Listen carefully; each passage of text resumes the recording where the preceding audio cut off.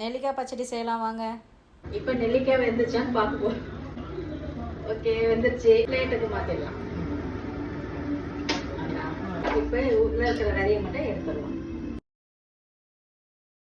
எலுமிச்சை சைஸ் அளவு புளி எடுத்து ஊற வைக்கணும் சுடு தண்ணியில்.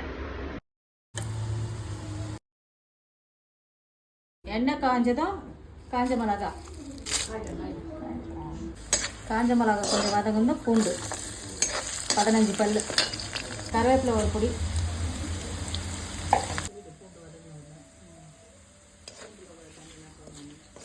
வதச்ச வச்ச விழுது,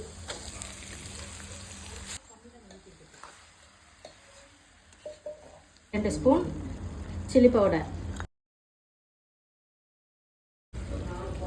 இப்போ பச்சடி நல்லா வதங்கிடுச்சு. இப்போ வந்து அரைச்சி வச்ச கடுகு வெந்தய பொடி போடுறோம் 2.5 ஸ்பூன்.